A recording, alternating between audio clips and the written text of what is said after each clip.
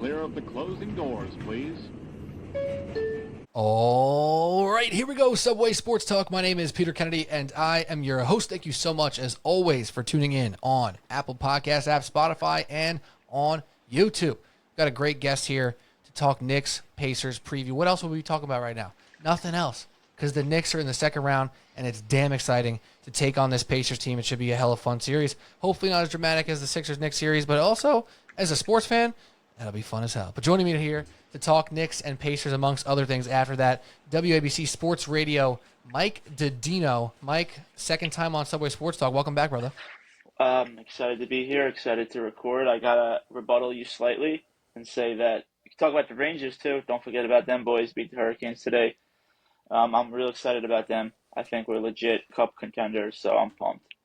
That's a great point, and it's totally a blind spot for me that I just constantly forget about them. Don't forget about them boys. And I did watch. I had them on in the radio in the car today on the radio for a little bit. I heard the second goal like 3 seconds into the power play. They scored the goal, and I was like, "Oh, let's go! Turn this on at the right time." But that's exciting as hell. Don't put the Rangers in the power play. That's all I'll say. Yeah, absolutely. Might have to get you and my boy Drew, who loves talking Rangers, back on to talk some Rangers if we keep pushing the Rangers through series after series here. 94 repeat in 2024 might be a thing right now. Let's go. New York Knicks and Indiana Pacers take each other on in the second round here. What an exciting time. We didn't do a reaction podcast to the Knicks beating the Sixers, frankly. I was out having a good time, Mike, watching this game. I was out here. We outside. Right, so I was outside.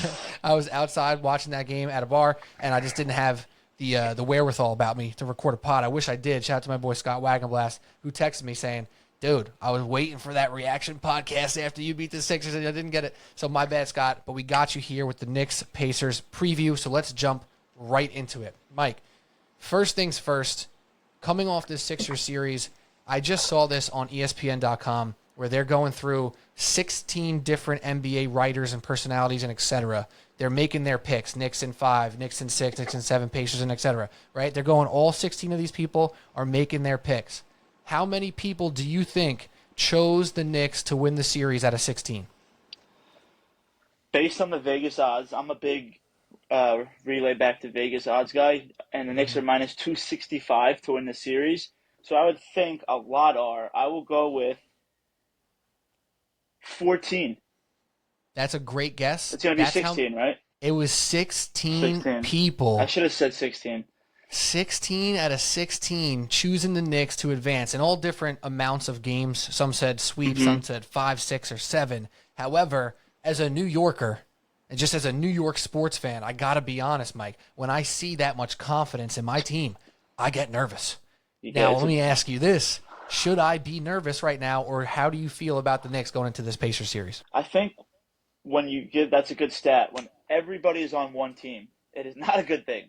It is not a good thing, especially if that team is, let's just be frank, it's the New York Knicks. Why are the New York Knicks some all of a sudden juggernaut, can't lose in the round 2 of the playoffs against a tough Indiana team? And I'll be the first to admit it, I probably watch more hockey than I do basketball, but obviously I follow the Knicks. When the Knicks played Indiana in the regular season, there were some good, high-intense games, and they were pretty even every single time for the most part that they played them.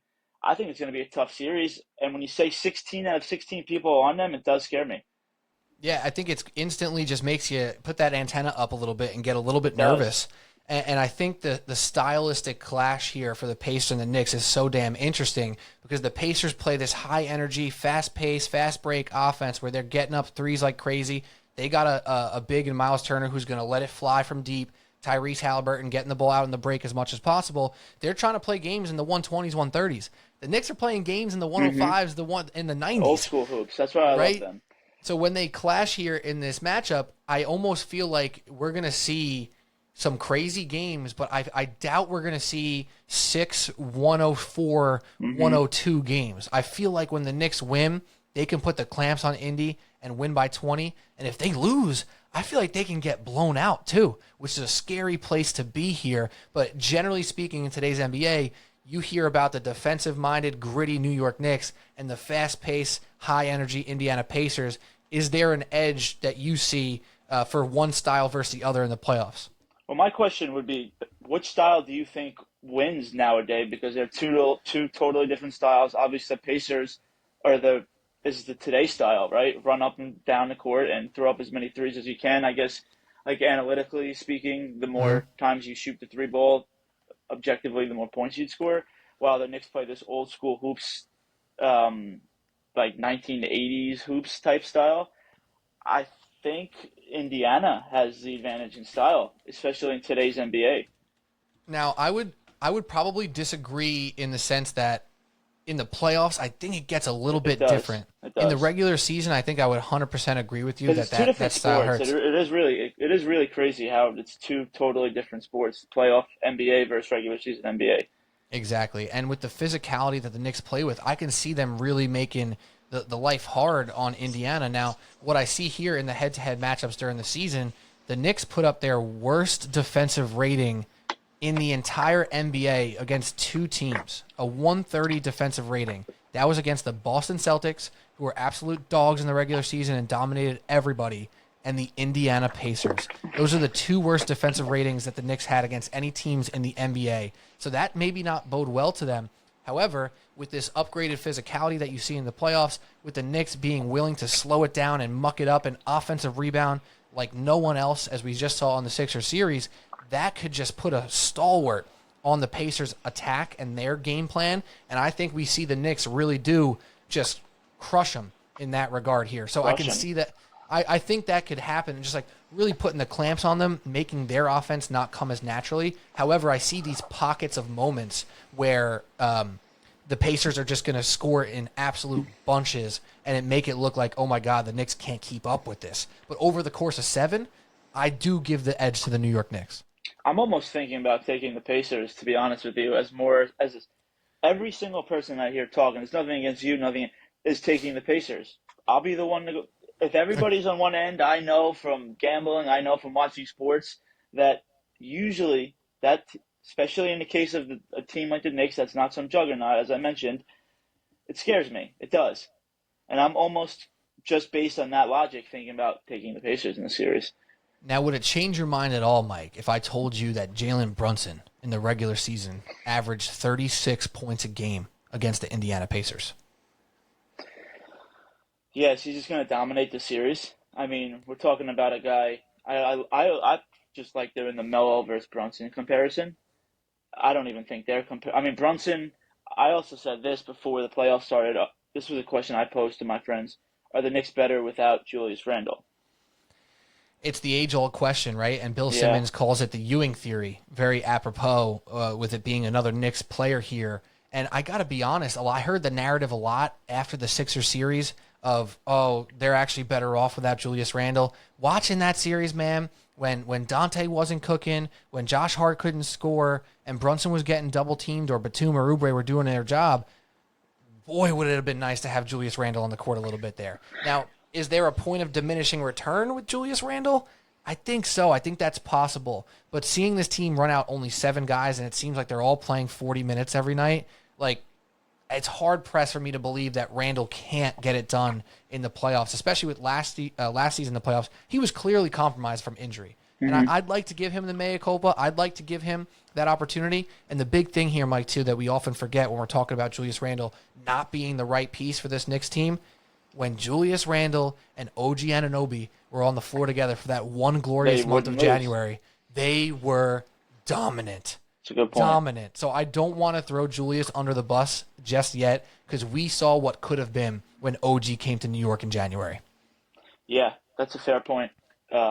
My rebuttal to you would just be when you watch the Knicks play with Julius Randle, especially late in the game, they just don't have that ball move. They don't have that continuity with him. I mean, he kind of kills the ball movement. And I like Julius. I'm rooting for him. I always said when he came to the Knicks and he had those first great few seasons, he was never like a 1-1 on a real good team. He's more like a 1-3 type of guy, and he was always a role player. And he's kind of elevated now to like a all pro player, and I root for him. But I think the Knicks. You tell me elimination game. I'm riding with the boys they have right now. I think I would just ride with the squad. And that I completely understand. And you saw it in Game 5 against the Sixers in that overtime series when Brunson was the only person who touched the freaking ball. Like, that's how it felt at points with Julius Randle, and it would make me nervous if Brunson and Randle were there. Well, the other 3 guys, what are they doing? Just like they're just going to stand in the corner and then crash the glass? Maybe that works. Maybe it really runs out of touch. Especially in the NBA too, like it does go just at the end of these games sometimes it's just literally one-on-one basketball and everybody else get out the way. And I hate to even bring this guy back into it because he got slaughtered like Tobias Harris. I mean, I forgot he was even playing that game 7. It was Maxey and Embiid every single possession. And that's just kind of how the NBA playoffs goes. You're the guys like Brunson's going to dominate the ball for the Knicks all game, especially at the end of the game. And I want that. I would rather Brunson with the ball as much as possible because that probably gives the Knicks the best chance to win and go far. It's the balance of ball dominance without being stagnant. Without being stagnant, exactly. And Brunson does that so well. Yeah, and every once in a while, again, like that overtime, he wasn't, or he was being stagnant, right? But when you saw him in Game 6, he wasn't at all. We're getting the open shooters some looks. We're getting Deuce McBride. We're getting Dante. We're getting some feeds to Isaiah Hartenstein. And it's like, look at this. This is an offense right here. This is what we're talking about. And that was huge. In the Game 5, he played really well, obviously. And in the playoffs, in the overtime period, you think that shock factor at all factored into that overtime? That, like, this game was over, you were moving on, and then all of a sudden you're in overtime and you're on the brink of losing the game, and you got another 5 minutes after you thought it was a wrap. I think almost weirdly, I think it was the opposite. So I think it was the disease of Moore. So he came out in that overtime. He hit his first 3 from the right wing, and then he cooked Embiid on the little scoop shot to the right side of the hoop. Immediately. And it was like, yo, I'm cooking. I got this. And he's out here saying, like, I'm the man. I got this. I'm about to cook everybody. And then from that point on, he was trying to cook everyone by himself. And I almost felt like if he missed that first shot, maybe he's looking to get some people involved. But he hit those first 2 shots, and he was like, book it. I'm running this thing. It's over. I got you guys. And that was the demise. Well, funny enough, the biggest play of the game, he passed it to Hardenstein, who was cutting to the hoop, and that ended up being the last possession that they had to take the lead, and that was the one time he passed it. But he came back. He played a great Game 6. So did Josh Hart, and it's been really fun. So I want to make sure that I'm a Rangers guy. So it's Rangers 1, Knicks 2 when push comes to shove. But the Knicks run is fun. The Knicks run is going to be fun. But as the pessimist I am, what's their ceiling? Beating Indiana? And then I know everybody will be on the we could beat Boston bandwagon. Is that? And I know we're already looking past Indiana, which is bad too. But assuming they beat Indiana, what is the projection for the Boston series? So to me, the projection is you get to Boston and you have a chance. You have a chance. Like, it ain't over, right? So you have the puncher's chance, and maybe the Boston Celtics will be minus like 400 in that series, and I think that's fair. But you got to remember, Porzingis is out now, and they weren't challenged by the Miami Heat. The Heat were not themselves in this series. They're running out Tyler Hero for 40 minutes to try to do everything for this team. That's never going to cut it. I'm interested to see how the Celtics look against the Cavs, but frankly, I don't think the Cavs are all that much either, right? So I do think that it's pretty clear the Knicks do have the best chance to compete with the Boston Celtics, but we can't sit here and say they got a great chance. They just have a chance. A chance. But it's also important not to look past the Pacers, man. If we remember 2012, that year the Knicks won 50 games, 2 seed, we were looking past it, bro. We were ready for the Miami Heat in the conference finals, and freaking Roy Hibbert's out here dominating, playing the best ball of his life. So I'm not looking past this team. So I actually want to go through some matchups real quick with you right here, okay? So the big guys for Indiana are obviously Tyrese Halliburton, Pascal Siakam, and then slightly less, but you get Miles Turner, you get a little Aaron Nesmith and Obi Toppin. For the New York Knicks, you got Jalen Brunson, and then everyone else is kind of an other, right? So everyone else is like Dante, Hartenstein, obviously no more Bojan, and then you get Deuce McBride off the bench, Mitchell Robinson off the bench, and that's like it. That's like the whole team right there, right? And OG Anunoby, I forgot to mention him. That little setup there is interesting. Any guy, particularly on the Pacers, whether it be Tyrese as the guard or Siakam as the forward or Turner as the center, any one guy there scare you more than the other? I mean, like I said, I'm going to be honest. That's my big thing here. I want to be honest and transparent. I don't know the Indiana Pacers as well as you might know the Independent Pacers. I know that Tyrese Halliburton is their best player and that he's a great passer. But, I mean, from a star power, like, is there their team's not that great. Like, I mean, Halliburton's their best player. Siakam, obviously a good player. And then Miles Turner is that good? I mean, he's averaging 19, obviously, a game. I'm looking at it. But Right. is Miles Turner some force that you can't – like, Indiana seems like – it seems like the Eastern Conference just isn't that good. Like, you mentioned Cleveland. Cleveland on paper probably has a better roster, but, like, Indiana on paper doesn't scare. I don't know how it could scare anybody, really. Yeah, the only scare is that they get hot from three. That's it. Because they don't play defense for shit. Yeah. They really don't. You know what I mean? So I'm with you there. I think it's just if Halliburton, who in the first half of the season, regular season, was scoring 25 and putting up 13 assists, and then he came down to earth. Yeah. In the playoffs here, you know, they were playing Milwaukee, who was clearly banged up, couple blowouts. He didn't have to put up crazy numbers of shots, but he only averaged 16 on 43% from the field, 29% from three. Ugly numbers. So I think I'd be most nervous if all of a sudden Halliburton started hitting his threes. Because Siakam's going to get his in the paint. He's not a great shooter, but he's going to get to the rim. Hartenstein and Mitch make it really difficult for him to make that spin move over and over again. But Tyrese starting to hit threes, even more so than Miles Turner. That's what would make me the most nervous for sure. And then on the Knicks side, it almost like I should be asking you the questions, to be honest with you. On the Knicks side, who would you say the X factor is on the Knicks side? It's Dante DiVincenzo, bro. Okay. All right? It's Dante DiVincenzo 100% because you can feel the absolute difference in firepower on this team when he's hitting threes.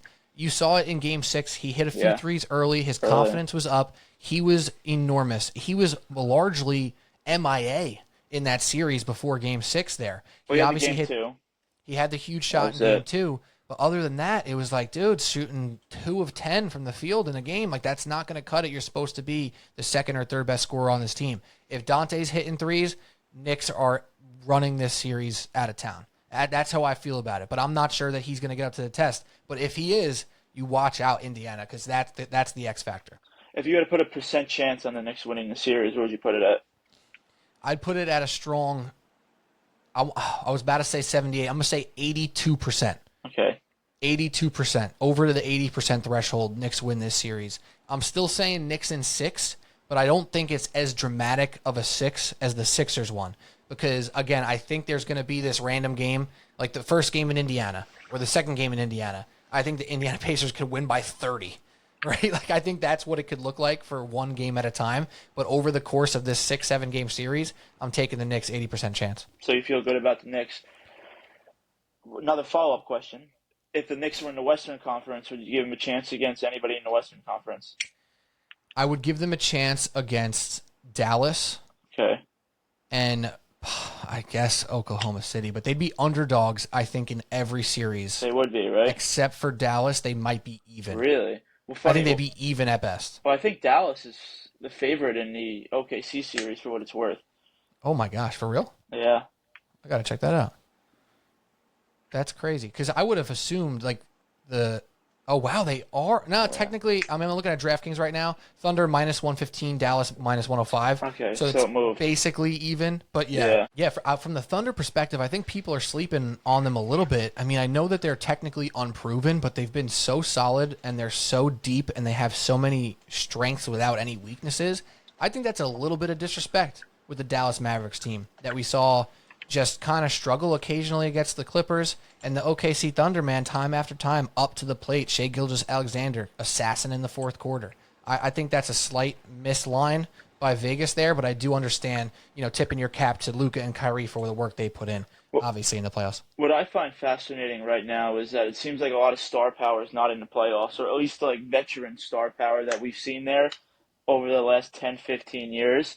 Think about no LeBron, no Embiid, no KD, no Giannis, no Curry, Jimmy Butler. No Jimmy Butler. Like, it seems really open this year, and if it seems like there's a year that somebody unorthodox can win, it seems like this would be the perfect year. Or typical NBA fashion, it'll be Denver and Boston somehow again. Yeah, or just what everybody was projecting, the Denver-Boston. And the Nuggets lose game 1 to Minnesota, and Ant Edwards is the talk of the town. And, I get it. Well-deserved. We'll talk about him in a minute. Mm-hmm. Little teaser there. But would you be shocked if all of a sudden the Denver Nuggets win this thing and Jokic is right back to being the best player in the world again? I'm looking right now what the line is because I would put a lot of money on the Nuggets in that game. They're minus 5.5. Yeah, I mean, we'll get into Ann Edwards. I mean, do we transition now? Is this the perfect time to transition to talking about Anthony Edwards? Because Yeah. I'll watching, just. Oh, go ahead. should I continue my thought or? Well, I was gonna say let me put a quick pin in the Knicks Okay. Pacers preview here, Yeah. and me and you will put our final prediction on wax, and then we'll get into the other stuff. Okay, perfect. So, to put a pin in the Knicks Pacers stuff here, minus 245 for the New York Knicks, plus 200 for the Indiana Pacers. If you look at the series spread, you can find Knicks minus 1.5 games, which means they'd have to win in 6 or better, right? They couldn't win in 7, and that's minus 125, which makes it a little interesting to me. If you think the Knicks can win in 6 games or in 5 games, you can bet the Knicks minus 1.5 at minus 125. So, Mike, that leads us to our prediction here. Well, do they have? Let me ask you, and I'm going on now. Do they have the amount of games project on FanDuel? It does. I'm looking at DraftKings right now. It doesn't give you the amount of the over under for the amount of games. It does over 5.5 is minus what? minus 160. So they're projecting a 6-7 game series. All right, that brings. I'll start it off. I'm taking Indiana in 7. Wow. Actually, I want to. I guess because they probably wouldn't come into MSG and win that game. I kind of want to just say I'm going to say F it, Indiana in 7. I hate that everybody's on the Knicks. It makes no sense. The Knicks were minus 265 last night on FanDuel. I'm on a different site right now on DraftKings, but they're now down to minus 230. I would guess the sharp money's going to Indiana, man. If everybody's on the Knicks, I think that's really bad. Very, very, very, very bad. So give me Indiana in 7. It's the classic Chris Berman when he was hosting the preview show for NFL. So you're all on the Cowboys. Yeah. I'll take the Raiders. You know what I mean? Like he's just calling out everybody. You sound like him, to be honest with you. Thank you. I tried my best on the Chris Berman impression right there. I was, by the way, just for the record, I did predict Knicks in 6 against the Philadelphia 76ers. So, a gut check call. It's not like I'm, a genius for picking that there. But I felt good about Knicks in 6. Got nervous after Game 5, but said, hey, I thought this was 6 all along. I'm going to stick with it. I'm going right back. I think the Knicks win this series in Indiana again in 6. I don't know if they're not going to close it out in 5. Maybe they win Game 5. Maybe it's 2-2 after 4 here. But I'm going Knicks in 6. I think the Pacers are too much of a high-powered offense to not get theirs.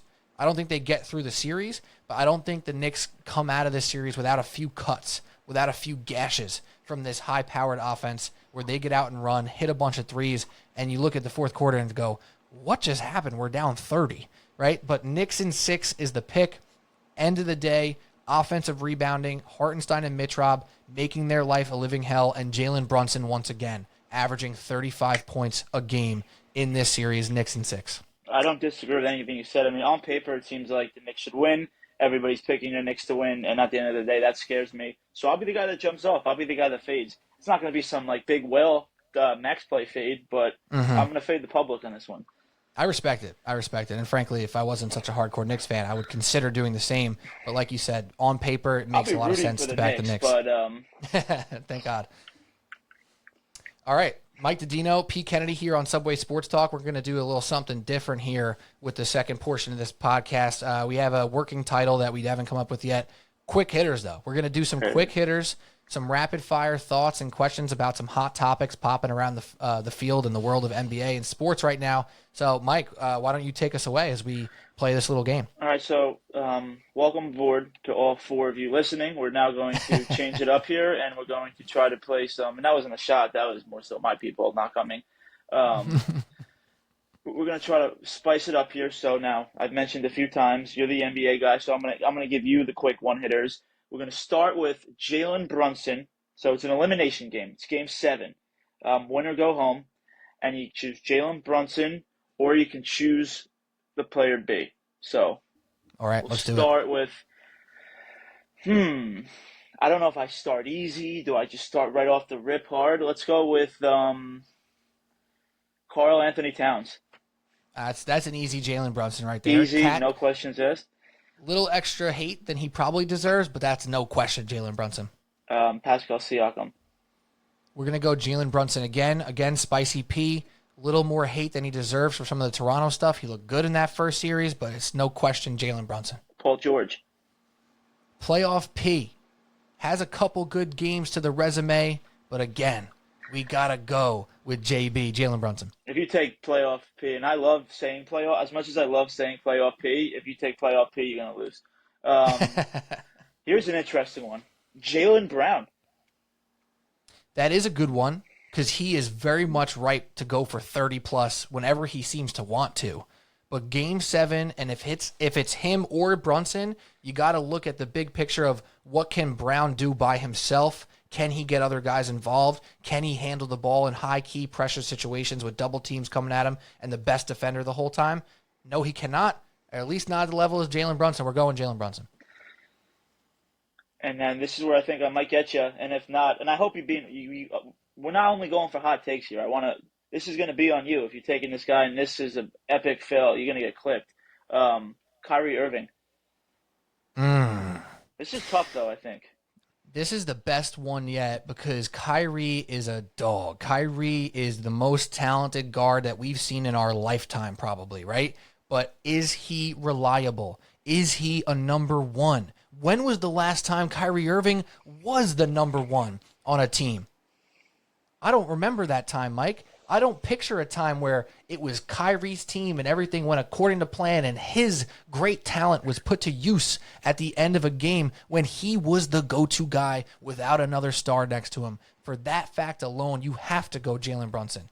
Even though Kyrie got the finishing package, he got the layup package, he got the hezzy, he got the great jump shots from all over the court.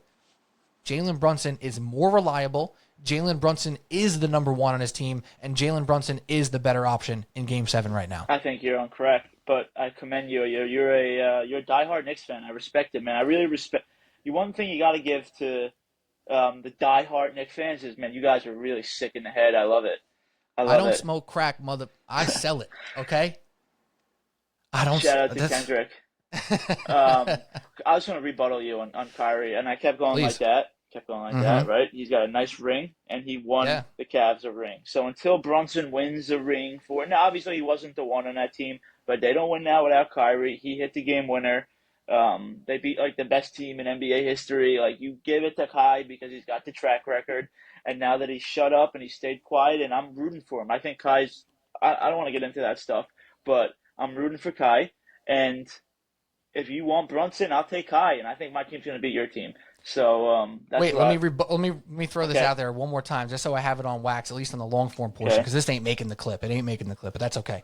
I like Kyrie too. I root for Kyrie, but if I'm looking at the facts, Mike, he has never been the number one on a trustworthy contender. And not saying that Brunson and the Knicks are a trustworthy finals contender right now, because they're probably not. The Celtics are there. But when we've seen Kyrie be fully relied upon as the number one, first of all, it was 6 years ago.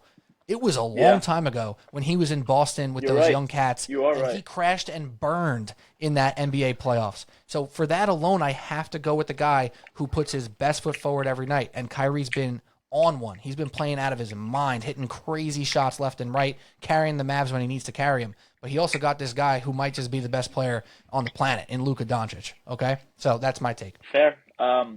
Kyrie is getting older, so if it's today, the game's tomorrow is being played, I don't think the Brunson called that crazy. I'll take Kai. Last one here. I'm assuming this will end at Kevin Durant. Don. Recency. This is the problem. This is what I'm saying. Hold on. I didn't say an answer yet. Okay. Recency bias is something else, just in general. Generally speaking. If you look at right here, right now, the recency bias is leading you astray because the Phoenix Suns are not a complete team that plays the game the right way. Kevin Durant is a monster. Crazy. Kevin Durant is a monster who plays the game the right way, who plays defense, who hits all the shots. He does all that stuff. So if you have to put them on neutral teams, that's the key indicator here. You take Kevin Durant. All right. You take Kevin Durant as much as everyone's like, no, right now you take Brunson. Incorrect, bro. If you put Kevin Durant on this Knicks team right now, the Knicks still have the grit. They still got the offensive rebounding. They still got the best defense in the league. And now they got one of the best scorers of all time. not just one of the best scorers right now. It's still Kevin Durant, but if you look at their situations and how poorly it went in Phoenix, you would say Jalen Brunson, but you would not be doing the exercise properly. You have to go Kevin Durant. Okay, perfect. I think spot on. I agree. If on a neutral team, building a team from scratch, you take KD. And if you put KD on the Knicks, they'd be better. Let's go to the Ant Edwards now. Let's just do no explanation. I'm going to give you Anthony. Same thing here. Game 7 elimination. Anthony Edwards or player 2. Just no explanation. Just give me the player here. Mm-hmm. Anthony Edwards or I'm going to start hard right away here, and not that hard, but Anthony Edwards or Anthony Davis. Anthony Edwards, dog. Anthony Edwards or Tyrese Maxey. Anthony Edwards. Anthony dog. Edwards or Kyrie Irving. Anthony Edwards. Anthony dog. Edwards or Damian Lillard. Dog. Anthony Edwards. Anthony Edwards or Shai Gilgeous-Alexander. Anthony Edwards, physicality. Anthony Edwards, this is for one game. It's being played, assumingly, objectively speaking, tonight. Anthony Edwards or LeBron James.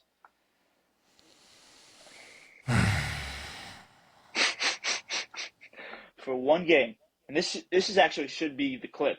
For one game, you're going to water night, Game 7, elimination game, everything on the line, and you could pick Anthony Edwards or LeBron James. Who are you taking? I'm taking LeBron James. You have to, right? Don't want to, but I have to. I think you kind of have to. No, you don't have to. You don't have to, though. No, you don't. Do you want to go with the youth? I do. And I want to, but closer? I can't. You can't. I can't. Because, again, it goes back to the conversation. And I know you said no explanation, but this is probably the last one, I assume, or whatever. We can do whatever we want. We make our own rules. If LeBron James was on a different team with the shooters and defenders that exist in Minnesota versus the Mod Podge of trash in Los Angeles, like Taurean Prince, who had the worst plus-minus in the league this year. No, you know what? Nah. I'm taking Anthony Edwards, bro. Come on. This guy, no. Yes. I'm shook right now, Mike. Why'd you do this to me? He's out of the playoffs. Why'd you do this to me? Because, listen, Anthony Edwards, we're also coming off a 40-point game where he just beat Nikola Jokic, and that's in the back of my head right now. But LeBron does something in a game that he controls everything. He makes it work. And we're talking about a one-off. We're talking about the greatest player of a generation who still controls everything on offense, who can now shoot the ball better than he has his entire career. And how much more talented is the Timberwolves roster than the Lakers roster? I think the Timberwolves roster is a lot more complete. There's a lot better defenders on there. There's a point guard who actually runs an offense rather than just shoots a lot. Anthony Davis doesn't exist on Minnesota, but between Cat and Gobert and McDaniels and Mike Conley, like the Timberwolves are a better team. And if you replace Ant and you with LeBron James, I think you look at them and go, "Wow, what a squad! This makes a lot of sense." So LeBron's going to go crazy. So you're keeping LeBron. Final answer. We'll go LeBron James. It's a really good argument because then you also have you almost feel, and I could tell you're obviously we don't go that far back, so I don't know how really big of an NBA fan you are, other than really a few conversations we've had. It seems like you don't want to, as a big NBA fan, pick against LeBron and go. It's part of it because it does seem almost downright crazy that in an elimination game take Ant, but that just goes to show how good this kid is, man, and he's got the chance to be like the next big. From the outside looking in, it seems like Anthony Edwards has a chance to be the next big superstar, right? At this point. Absolutely, and I think the big thing that you said before about Kyrie Irving is true right now about Anthony Edwards. He hasn't done it yet. He hasn't made it. This is his second round, right? So we're talking about a Game 7. He hasn't been in a Game 7. So what are we talking about, right? So we can't just say he's better, and maybe you'd be projecting forward in the year 2024 to say Ant would do better or outplay LeBron James. But the one guy you haven't said yet is Nikola Jokic, who I'm taking over everybody. We're taking him over everybody. I don't care who you said. It's Jokic over everybody. So until Ant can take down a big-time superstar, can outplay a superstar in a Game 7, I would be capping to say I'd take him over LeBron James. Okay, I think that's fair. Joker you have to take. What about Doncic, just for the record? I'm taking Luka Doncic. Yeah. I figured those would be the two. And then Giannis, too. I guess he's like the last one. Giannis, I give it to Giannis as well. And Curry? What about Curry? Elimination That's a tough game. one. Everything you love and own is on the line. You're either picking Anthony Edwards or Steph Curry. It's another good And one. again, we're like replacing the teams around them to be equal, right? I think I'd take Anthony Edwards. Over Steph. There's a physicality that exists with Anthony Edwards right now that I don't think Steph is at this age of his career as transferable and able to just take over by himself like a physical specimen like Anthony Edwards is. Steph very much needs, like putting Steph in Minnesota right now, the whole atmosphere, the whole, universe around Steph has to know him and feel him and be with him and play a certain style. And yes, he's the most unselfish superstar that I've watched in my lifetime. The way he moves without the ball, the way he gives the ball up, runs off 42 screens and gets it back and shoots and passes. And he's just a beautiful player to watch. But one game at a time, physical playoff matchup, the way he's kind of gone into a different point in his career slightly, even though he was still incredible this year. I want the physical nature, and that's why I would lean towards Anthony Edwards. Okay, I think I'm going Steph for the same reason that you said you're taking LeBron. I'm just going to take the experience in a Game 7. Like you said, Matt, Ant seems like he's the next that dude, especially if they take that in Denver. That'd be pretty wild. But until he wins, like you got to take the guy that's won, in my opinion. I'm going to play it safe. I'm going to go with the guy with the rings. All right, I think that was a good segment. You want to move on now to the blind rank, last but not least? Let's do it. Let's do a blind rank. So what I'm going to do here is I'm going to take the top 50 scorers in the NBA from this year's regular season, the top 50, and I'm going to put them into a random generator. And it's going to pick 5 players for you, and you're going to blind rank them. So I have my list. When you're ready, I'm going to click. Rip it. All right, number 1 is Jamal Murray.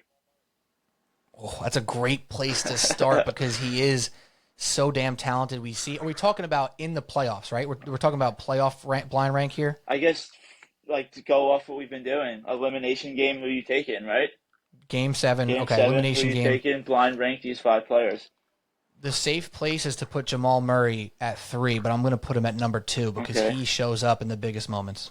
Next up is, good one, Paul George. Okay. Playoff P is going number 4. Number 4 for Paul George. See, these blind ranks get tough because you could get cooked on it. Jimmy Butler, wow. That makes it tough because we know what playoff Jimmy be doing. I'm going to put Jimmy at number 3. Behind Injuries Jamal Murray? well, we're going to I gotta leave one open just in case you rip someone crazy. But you can make the argument that at this point, right now in 2024, the more reliable nature is Jamal Murray because he has been a dog 2 playoffs in a row, 2-game winners just this playoffs already. So we can't sleep on Jamal Murray despite Jimmy being Jimmy, but I'll put Jimmy at 3. All right, next one. Dame Dallas.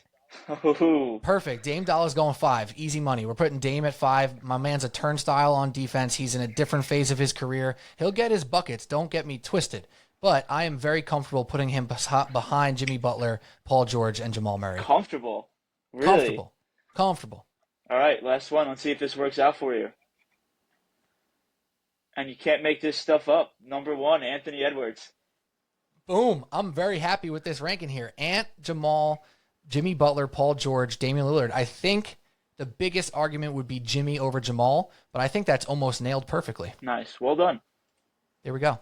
That's fun. Perfect. I like that. And that worked out. Next time I hit you with some football blind ranks. Football and baseball. Fire. I could finesse on baseball too. That's good. That was good. I like that. I like my ranking too. I'm proud of that. Yeah. All right, bro. That was good stuff. The quick hitters are a hitter, in my opinion. That's fun. We're going to play with that segment moving forward. Keep pushing some different content out there to y'all. Don't forget to subscribe, rate, review on your podcast app. But also, of course, check us out on social media at Subway Sports Talk. Big shouts to my man, Mike Daddino. Follow him on his socials, though. You know, I think he don't need it quite as much. Check out that TikTok, WABC, 77 WABC Sports. We got the Mike Daddino on TikTok. Or not the Mike Daddino, but Mike Daddino on TikTok. You're pumping out awesome content all the time. You're interviewing players in the dugouts, on the sidelines. You're checking people out.